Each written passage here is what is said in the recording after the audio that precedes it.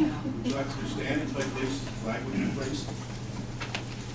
I Pledge allegiance to the flag of the United States of America and to the republic for which it stands, one nation, under God, indivisible, with liberty and justice for all. Today is September 4th, 2012. The time is 5 p.m. and the regular meeting of the Greensburg Board of Works is called to order. This time requesting all cell phones, pagers, and any other electronic devices be silenced, please. Roll call, please, Bridget. Darrell. Here. Rodney. He is absent for 2A. Steve. Gary. Here. We've received minutes for the regular August 6th meeting. Do you see any changes or amendments or additions to it? Hearing none, entertain a motion to accept the minutes as you received them. So moved.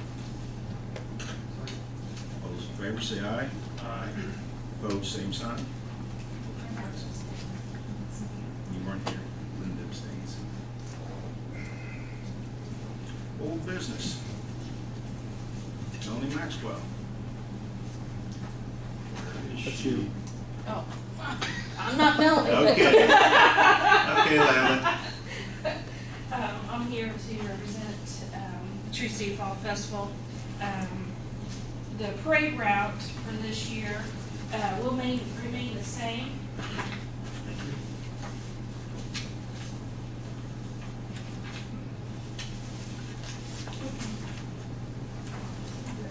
Do we have those? Okay.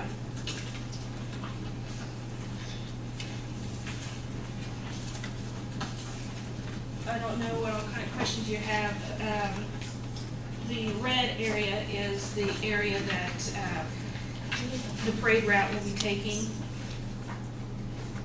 And then the green area that's highlighted is the areas that we will be staging where everybody will be parking and everything during the parade. Lana, have you guys thought about maybe asking Mr. Galvin if you could stage the parade there on this property across from KB Foods? Is that across the street from KB? Right beside.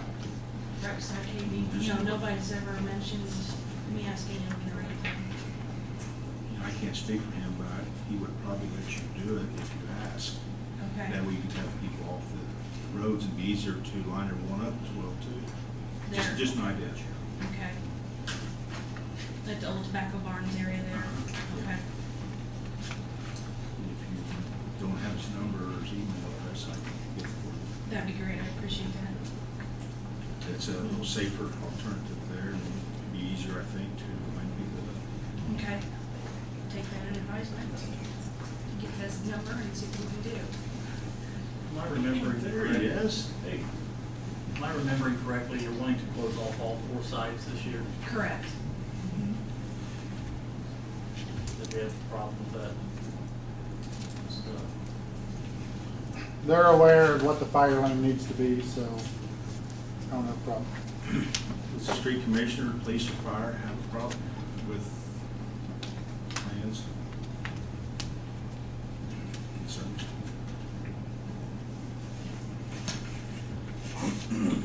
Any questions, board? Rodney? Okay, the question's already been asked. Have the proprietors around the square been asked about the effect on their business in regards to closing down all 4 sites? That's another thing we're gonna be asking at the next meeting, but Janet, I believe, has talked with some of the proprietors around the square. Has there ever been any discussion about hosting the festival at a different venue? Such as Beside the square? Yes. No, it has always been around the square. I think it's always been the Tree City Fall Festival around the square, day one, and I think that's the reason why we've always kept it around the square.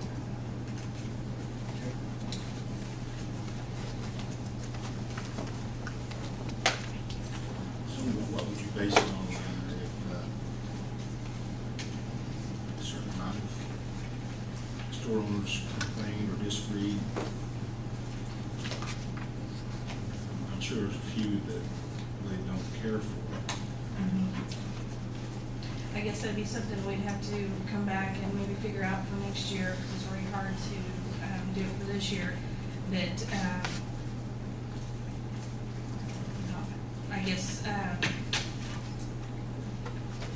when the Herb Kohler and the rest of them decide to do it around the square, I think that's just the way it's been set up. I think that's just the way it runs. But Always this, take are it you back. not doing that for 2 days, rather than one? We're doing it for 2 days, Rather than 3. rather than 3. We'll cut back this year. Instead of Friday, Saturday, and Sunday, we're just doing it Friday and Saturday.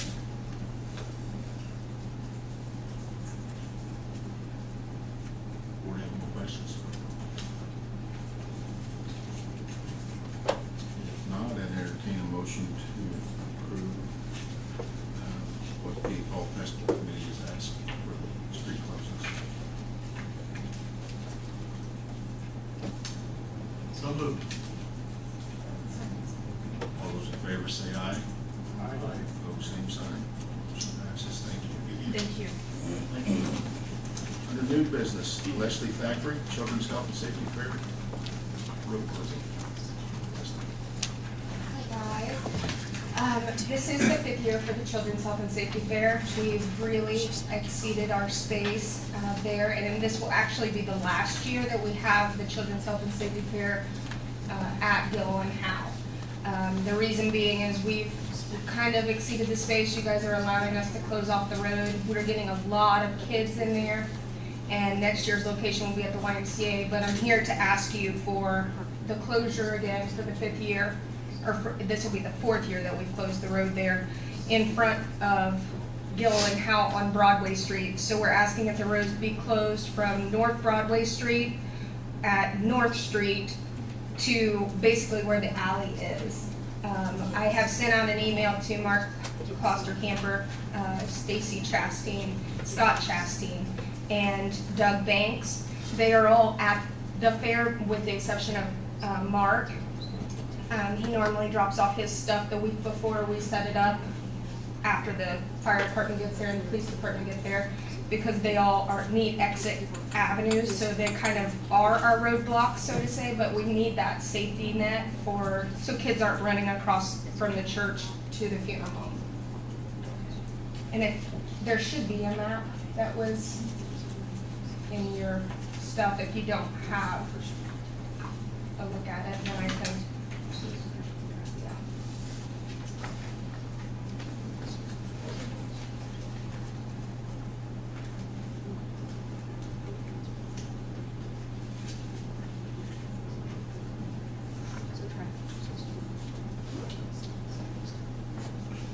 Questions, board? It's worked well in the past. It is only closed for the event time, so we close it right after the exhibitors get there. We close approximately 10 minutes before the event starts, from 9:45 until 2 p.m., which is when we open the roads back up. That's when the fire department leaves, the police department leaves, and then whatever roadblocks were left by Mark, we move those and return those back to the city the following week, or that we call them, you guys come and go. Please, Bob. In the herd.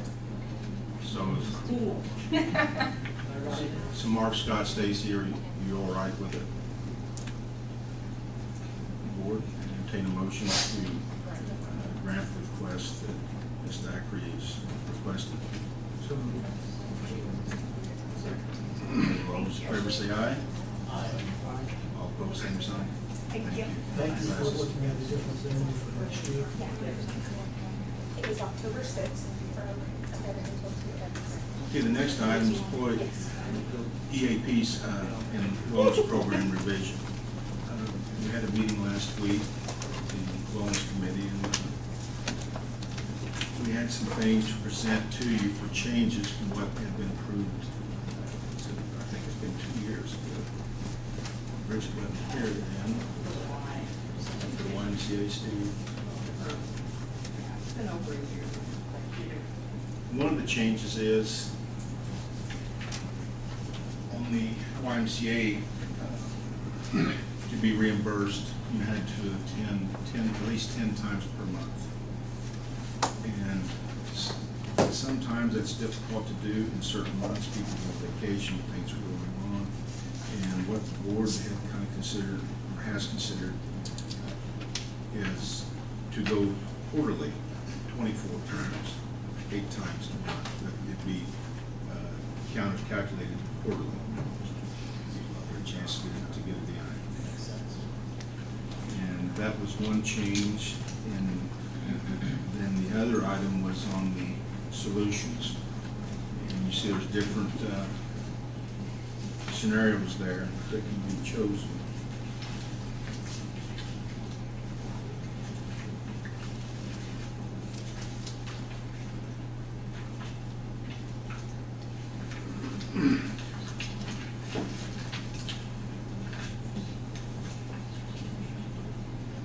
Bridget's in attendance and Steve was as well.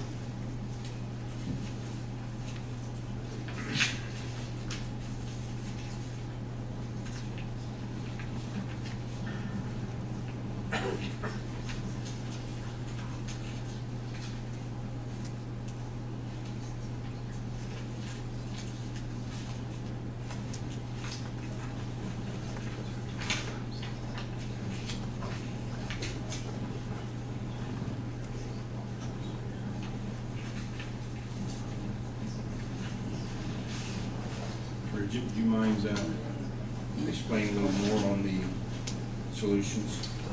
Sure. Solutions is a company out of Columbus. They work with Cornerstone mostly, also known as Quinto at one time. They are offering an EAP, which is an employee assistance program. It's anywhere from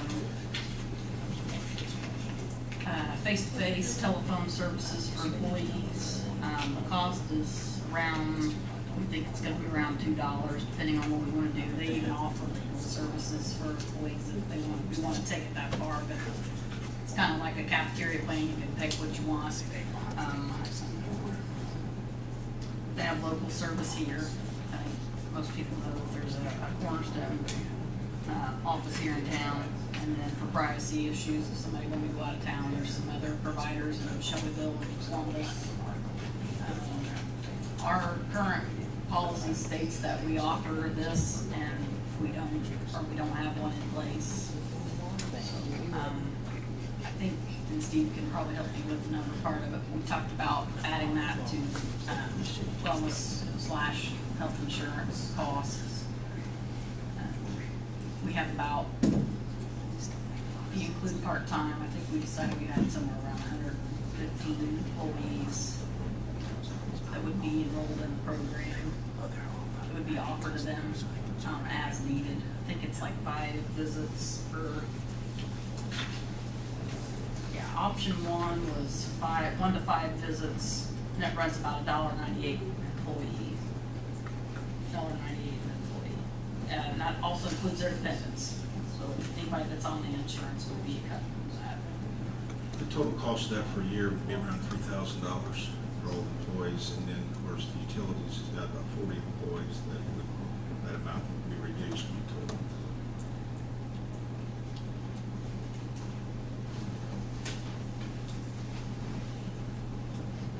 When we talk to the hospital, they use, Solutions offers a lot of workshops.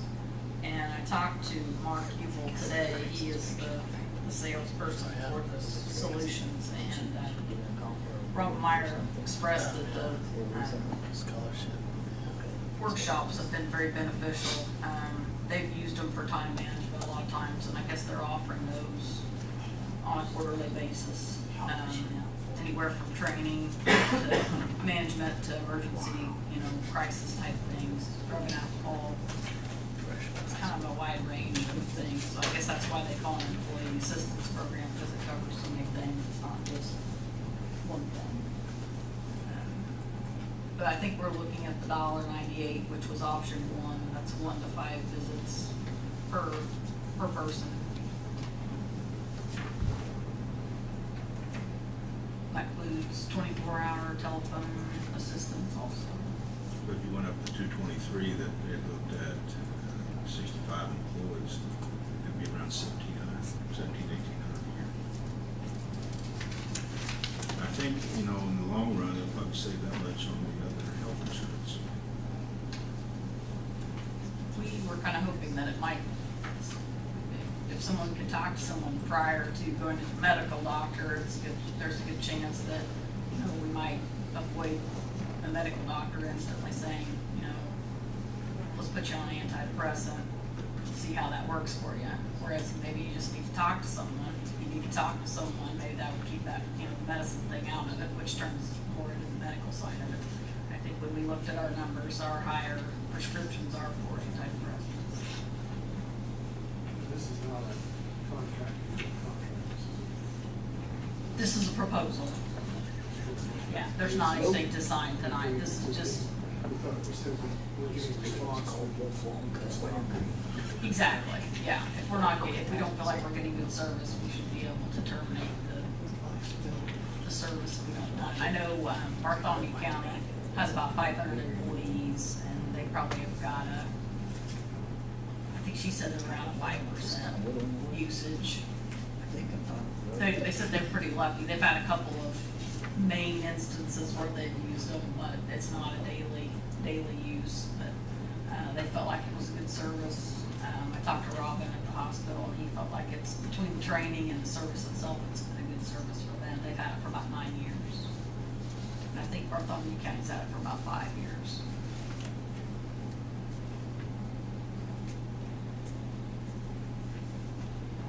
Even at this minimal amount, we have to get other proposals to adopt this. We checked with Barb Wilson, and she was gonna maybe get us a proposal from United Health, but we didn't hear anything back from her. So I don't know if I guess from what I understand, there's not a lot of different companies that offer It's kind of what I was EAP. wondering. So I don't know if Tim has any. It likely falls under professional service. So you're not gonna have the bidding requirements. Is this, what's the term of this? Is this for just the fourth quarter? We would like to start it for the fourth quarter, just to kind of get it implemented. We thought maybe we might be able to use that as a small bargaining chip on health insurance, maybe. We may have to have it implemented for a year before we would be able to negotiate any savings there, but maybe if we could see our numbers come down on some of those prescriptions that we talked about, I mean, it's worth a shot for that kind of money. Maybe look at the option 3, an extra quarter a month. It's probably worth it. I mean, we could add that later. I don't know whether anybody would want to throw the, I mean, there's other companies out there that do some legal and financial services that you might know. So what we want to do tonight is just answering questions that you may have, and take a look at it, and then next month, I can call Mark tomorrow if we want to put something in more contract form and have Tim look at it, Tim or Chris look at it. something we consider for next month. Any more questions? Thank you.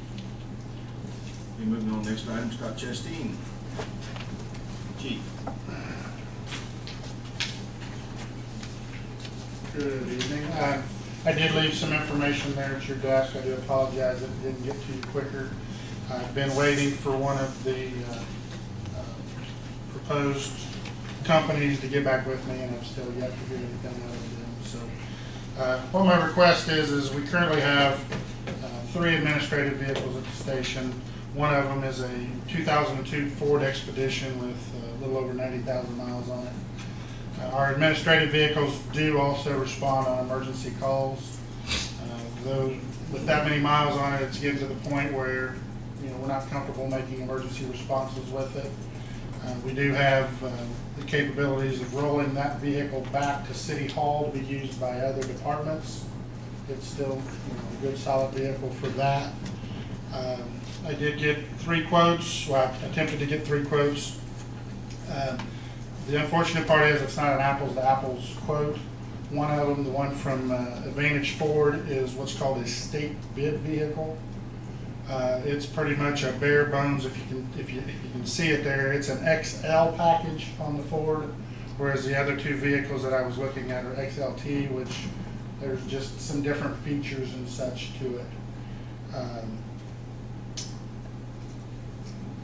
The funds that we'll use to purchase this vehicle will come out of the Honda Fire Fund, which are funds that are some surplus funds that are from the contract that we have with Honda. So it's not directly not tax dollars, but it is within the funds that are on hand, so there'll be no financing or anything there.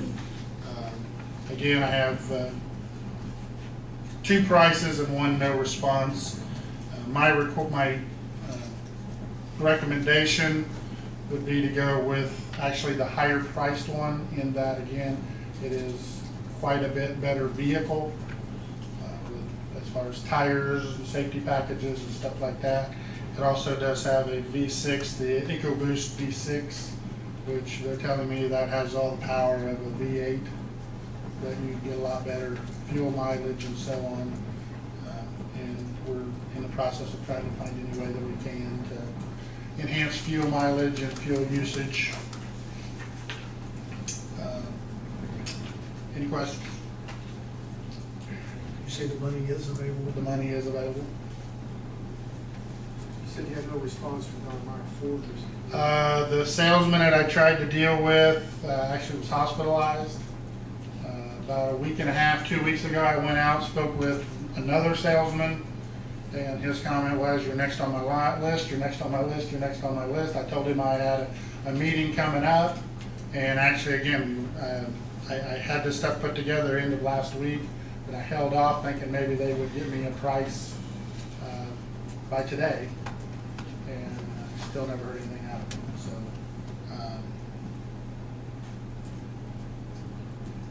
Scott, what's the difference between the 2 again? One's the higher priced one's an XLT package, and the other one is an XL package, which is the bare bones, just nothing extra in there at all. Other than that, it's the same? It's, yeah, they're both 12s, F-150s, 4-wheel drive, Super Cruise. One's got V6. And then one's got the V6 EcoBoost, the other's got a 5.0 V8. And then as far as like tires and stuff like that, the state bid vehicle comes with, I don't know how to pronounce the name of it. It's some kind of, I guess, an off-brand tire or whatever. The one from Struckman has Michelin tires on it, that kind of stuff. For $4,400 though, you can buy some new tires. We can piecemeal it together. We could. I mean, you're not particularly cared about the XLT versus the XL, are you? The XLT just has a lot of extra features, safety features to it. One of the features that I like that I have on the current vehicle that I'm driving is the backup alarm, where it has the sensors to where if something is behind you, it notifies you. That's been very useful.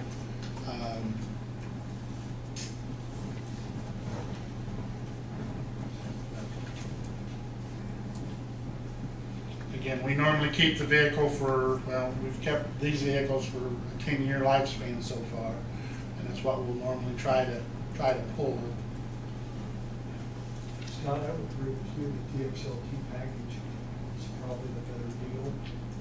However, I would still like to have another quote to compare apples with apples. Can I wait until the October meeting? Sure, These figures haven't been released yet, right? other than right here. I mean, we haven't released. I mean, I agree, but I tried for 3 weeks. And actually, the one, I mean, they were contacted the same day as Advantage Ford, which was about 2 months ago. And nothing was done. But, yeah, I'll go whichever way you want to go. Even though they haven't been released, this is part of public record. Yeah. You've said the amount in the public forum here. That would be quite fair.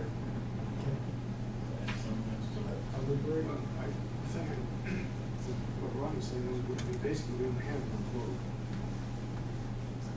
Which is not apples to apples. That's true too.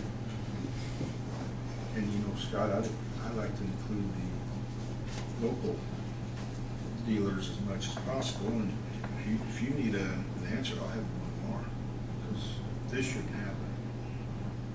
Like I say, I talked to the one gentleman, and then he was hospitalized, and I went back to another guy and said, you know, hey, I need prices, and he just kept looking at me going, you're next on my list, and he told me I was next on his list on Wednesday of last week.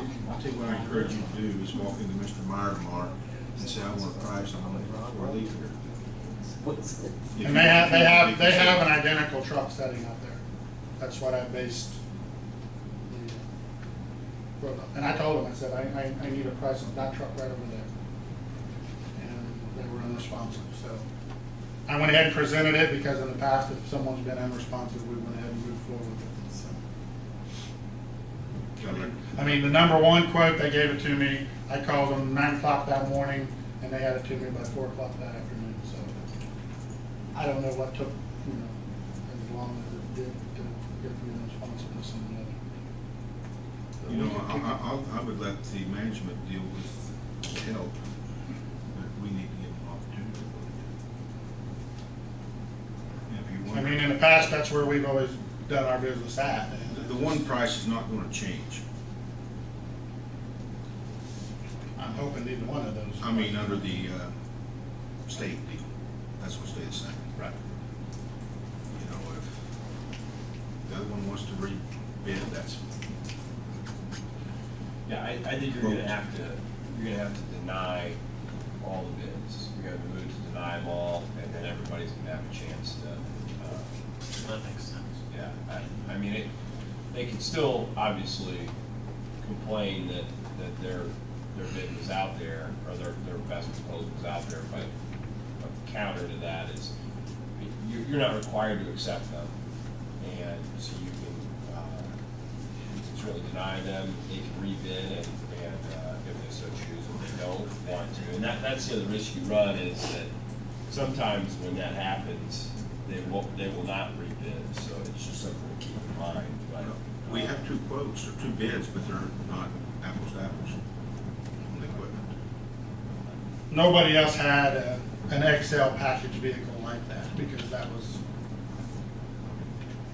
was a package they put together just to try to sell. And just for Yeah, that. I wouldn't even have a problem if you went, with another vendor, or if you went back to the local Ford place and they gave you a bid tomorrow, and whatever one is the lowest, and say, purchase it.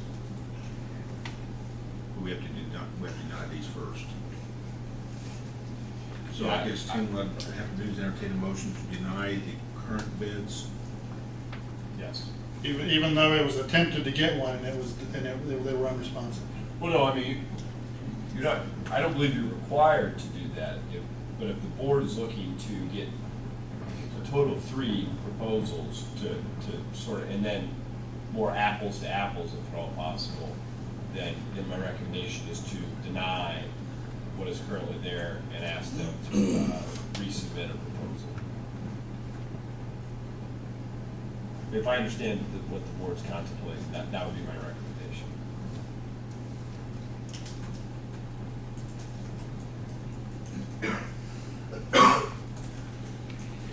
Entertain a motion to deny and reject the current bids that we have, and be How long do I give Don Meyer to reply? We'll go tomorrow. I'd like to go with you.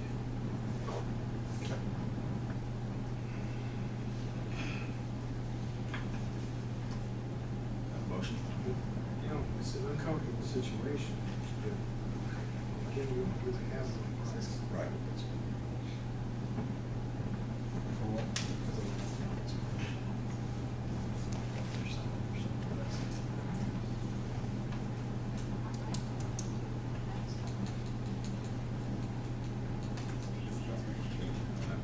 Motion?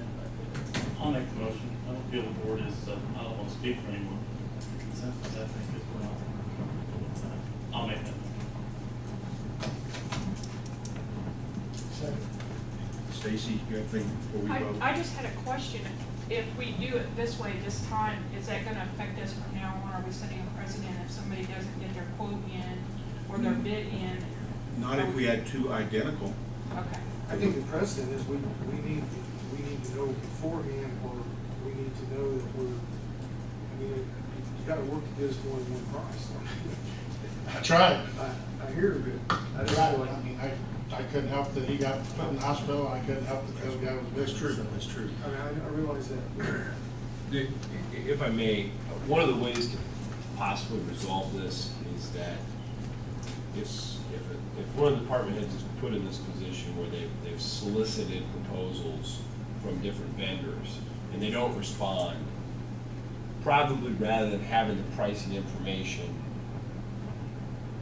placed as part of the agenda, we should have sealed proposals that are provided to us, and then we can open those up at the meeting. And if there's only one or two proposals, then we can defer or reject those proposals and ask for, you know, another, or solicit more proposals so that you have more options, if you will. But that way that no one's been prejudiced because their bid or their proposal was never opened, and you know, so if their competitors were never made aware of what that amount was. It's just food for thought. What is the state pricing that they're talking about, the government incentive? Is that something that's Don Meyer's not gonna know about or be able to? No, they have, I mean, they should have access to everything that these other two people have had. Is that standard amount? On which one? On the section? I mean, number one, they have a governmental amount that they can decrease. Has been for any local entity to be utilized, and it's bid through the manufacturing firm. And it's usually awarded to one dealer in the state of Indiana. And that's what Advantage Ford has. They have the state bid. And they have the state bid for this year. In other words, they agreed to take a lesser commission than any other dealership.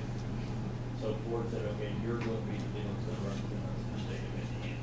They're getting the It truck. used to be Bloomington Ford. The truck that they chose to put into it, again, is the XLT, or the XL package, which is That's the most the very popular. bone.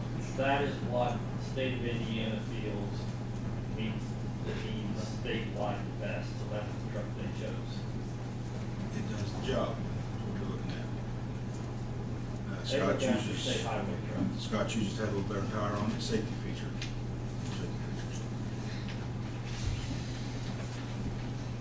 And a little better gas mileage possible. Okay, I thought you're talking about the XL for the Advantage, but I've seen the 72,000, 7,200 on the one for Struck. Right. So That is a deal that they have through Ford for any government.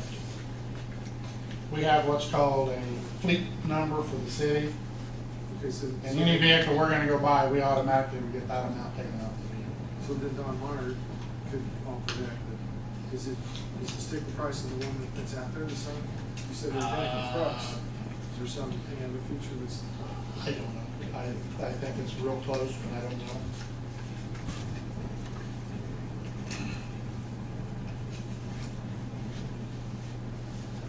You want to go, they're gonna be hard pressed to find direct extra trucks, if they won't build 12 anymore. You have to order the building at 13. And that's one of things I said, the vehicles available immediately. Exactly.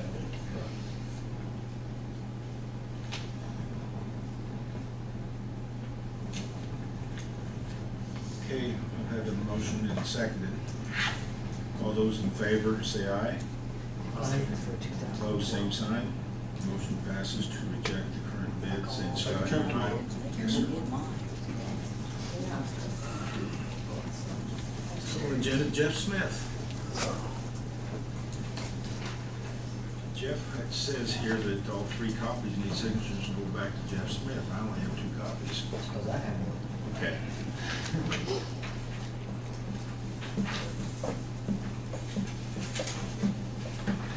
You might explain a little bit, Jeff, what's going on here. Basically, I have in front of you from HNTB, task order number 5, is to help prepare our local pretreatment limits update. We need to update our local pretreatment limits, and basically they'll help with our sample. We'll do the sampling, they'll look at our results, help us interpret those results, plug it into all the formulas that the EPA has to determine what the local limits need to be, helping deal with IDEM on the local limits issues, if any. You look at a lot of different things on the local limits. You look at the maximum allowable headworks loading, you look at inhibition in the plant, you look at biosolids loadings. We won't get into that, that could affect the line apply or biosolids. That's the 3 major things that you have to look at. So they'll help us look at all those things. So I'm asking you to approve task order number 5 for HNTB. And Bingham Greenbaum. Bingham, Greenbaum, and Doll, they will help us as a legal counsel in the pretreatment ordinance part of this. As Tim can tell you, the items, regulations are pretty complex, and we do need legal counsel on this. And I've got the original contract with that. Second. This is the task order, the first one. Yeah, I probably need 2 approvals, one for the task order, one for, You want to do them separate? if we would please, sir. Okay, do the task order number 5. Okay, any more discussion? And then, all those in favor, say aye. Opposed, same sign. Task order number 5 passes. And then a motion on Bingham Greenbaum Doll LLP for So representation. moved. Discussion. Hearing none. All those in favor, say aye. Aye. Opposed, same sign. Hearing none, motion passes. Yeah.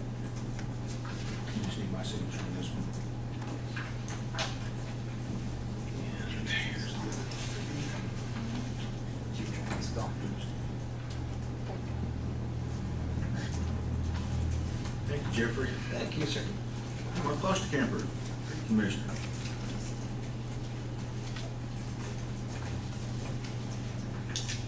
Do you have someone you'd like to introduce first? Yeah, we have a special guest here. And Coriden set up in a meeting. Jerry Adams, he's our new city mechanic. Welcome. Rodney kind of chaired our committee, our selection committee, and this was our #1 candidate. We were fortunate to get him to agree to take the position. And it is a tremendous pleasure to see you. Thank you all. I've asked Mark to. That's what I thought 7 o'clock this morning when we didn't have any headlights on the garbage truck. I asked Mark to also, if Jerry could also come to the council meeting, because the council had to amend the job description, so it would be hard to get the qualifications. Welcome aboard, Jerry. Okay, the first item that we have in front of us, these change orders that came through, and I think each one of them presented to you as they occurred, but this is a summation of them for the grant application. There was very little change throughout the contract whatsoever. If you look at the second page, the first item was the 8-foot addition to the 10x4 box culvert at Pond 1, which is structure 101.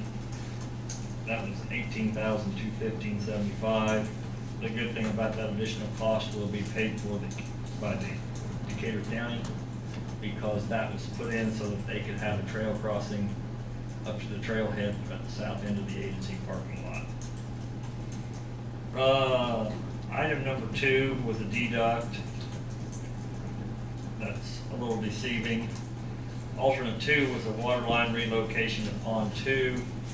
The plans showed a water line near the west side of that pond.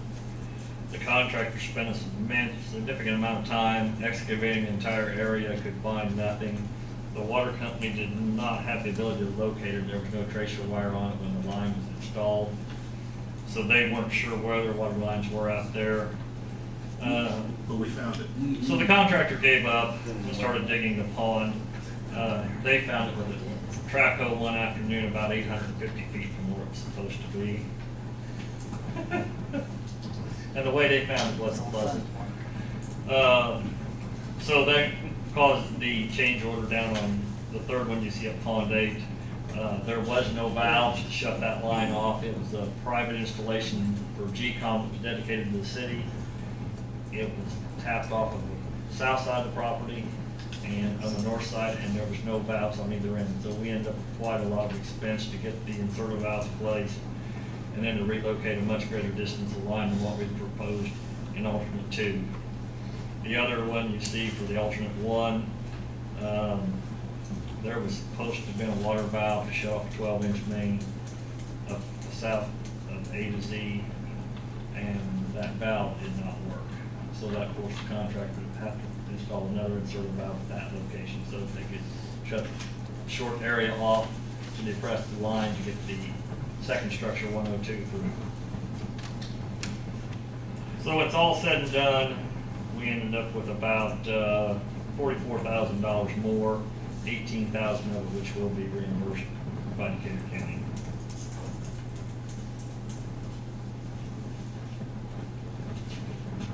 Where is this going from the trail crossing?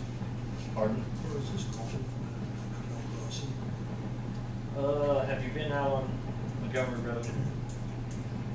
The one structure under the road, then the next structure back, which is the metering device for Pond 1, that's where the trail crossing is. It comes up along the east side of GCOM, crosses the road, what's over there, Malio? No. Hitachi. What used to be Centering Technologies, goes up along them and then comes down behind Steel Technologies over that hill, and then it crosses right there just east of the curve. And then they have to have a way to get them back up to the A to Z parking lot. So that culvert had to be extended by the 10 feet or 8 feet, whatever it was, to get that trail crossing in. Steve knows which one it is. Yeah, but after you cross it, where are you at? Then you go back up along the berm on the west side, and they'll actually have a small area up there by the A to Z parking lot. That will be the parking area for the trail on the north end.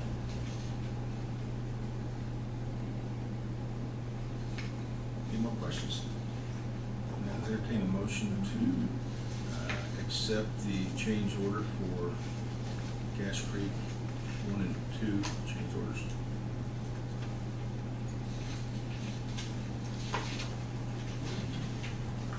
Make a motion to change it.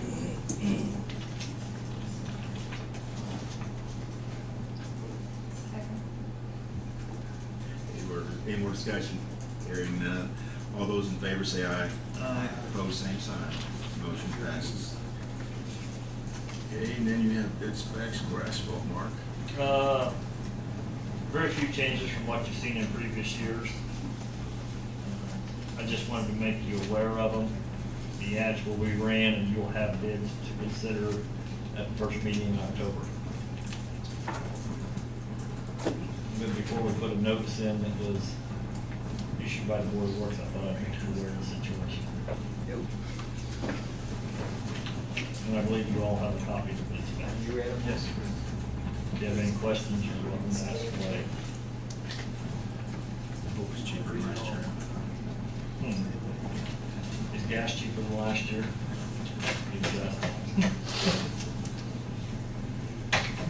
Thank you, Martin. Next item, council. Oh,